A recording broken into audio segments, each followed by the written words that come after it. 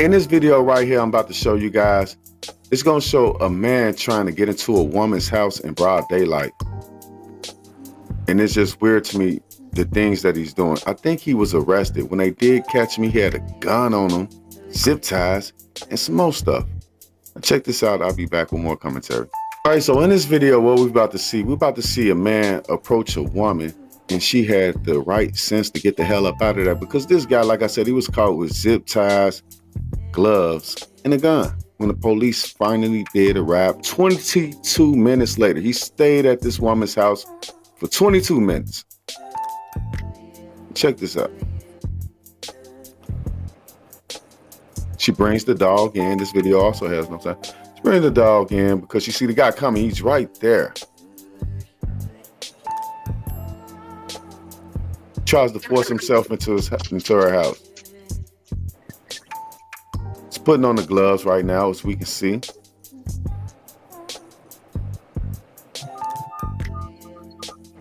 You know, this is just sickening. We walked around the back and tried to get into the balcony. That's when the lady called 911. She locked herself in the room until the police arrived. When a neighbor came outside, this guy tried to fake like he was watering the grass. He was trying to water the grass.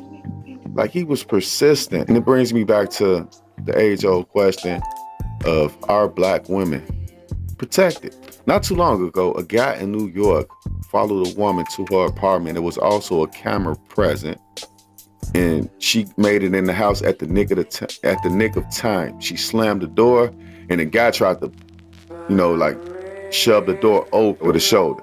So, are Black women protected, life coach? No, sir. I do not believe that Black women are protected over here in America. Not protected by the Black man enough. Not protected by her own race enough. The black woman suffer the most, if you ask me, really, over here in America. But yet, even though she's suffering the most, she's the strongest, and she holds a lot on her back. So, with that video, I mean, if you want me to speak about the video, yeah, speak about that video. I don't know if you've seen one of my videos recently I made as far as correlating the punkin with urban Black America.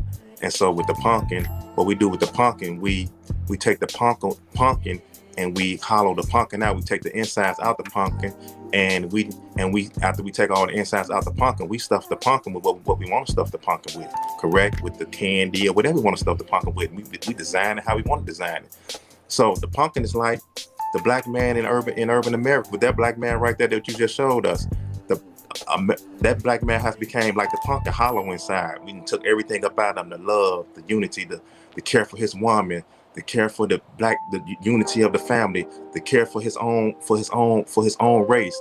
He hollow inside, and he has been stuffed with evilness and hatred, and able to look at the Black woman and be able to shoot her down or beat her down, in her own house, attack her. He has been stuffed with the mind frame that this person, this Black woman, this person is meaningless to me. He have the ability to have the wherewithal to be so evil that he think when he's not even acting in his right mind. He's actually acting like a baby devil, a satanic person, if you actually look at that video. Right, Mr. Blue. She called 911. But why didn't she have somebody's number that she could have called on the block? Because the block is hot. The block is hot. Block. The block. You know the song? Sing it. Hey! No, that's right. Yeah. It appears that she lives in the suburbs. And, a lot of times we move away from our village. And our village may be in the urban sector. So her people might be 20-something plus away.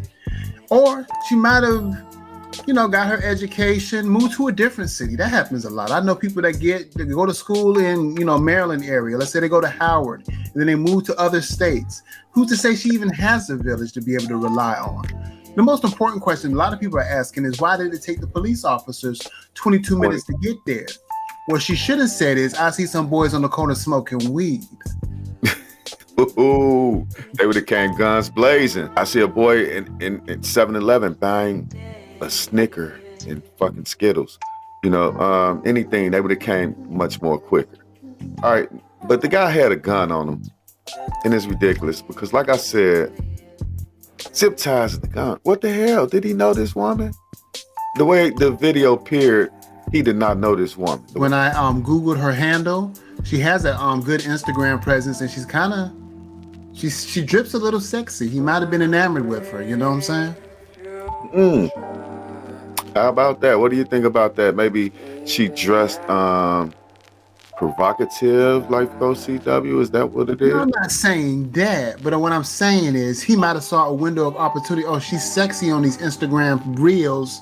Let me see what's cracking. I would agree. He could have been a stalker. He could have seen her on Instagram and hey, wanted to try, came across and tracked it down, or he could have known her, or he could have just been watching her and say, hey, I mean, the way him just out of the blue, just walking up on her, just doing this, it's strange within itself. So I would believe it's something there that triggered his mind to even go towards her or to be in that type of mode he was in. So something triggered him, but it wasn't nothing of a higher essence that triggered him. It wasn't nothing of love and peace. It wasn't nothing of protection. It was definitely some of a evilness and sick thoughts. I would say that. Also, as far as with the community, community is not community what it used to be, man. Community isn't. It's not like a village. I mean, but she could have yelled out the window, right? Like, hey. Yell out the window. People ain't paying no attention. Everybody's scared nowadays. Everybody minding their business. Everybody don't want no trouble. And then the people that then the people that's they knows now the only thing they doing is pulling out their camera phone, not to call the police, but to record something to put it on Instagram or the reels or whatever to get some views. And watching this black woman get killed or shot or stabbed to death, before they actually call the police. That way for the event to occur and be over with, just to get the footage and then call the police. Mr. Blue, 22 minutes, man. 22 minutes. God. And I'm pretty sure she was upset during the call. Black on black crime. Oops.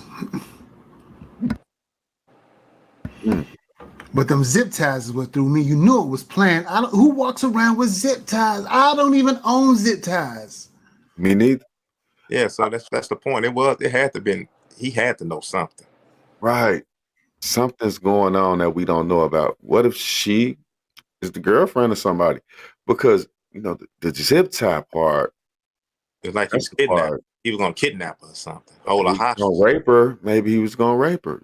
We don't know because it didn't occur. But thank God that the woman shared her story. And the police not responding fast for the black woman or for a black cause anyway. So police not responding fast. The police, look at us like, hey, we as we say, it's black on black crime. We're not rushing to intervene in black affairs. Hey, we'll let them people continue to kill themselves. We'll let the black woman get killed. Hey, we'll come at the last minute. We don't care about that. Yeah, when you say it like that, brings everything into perspective. Now that brings us to our next video.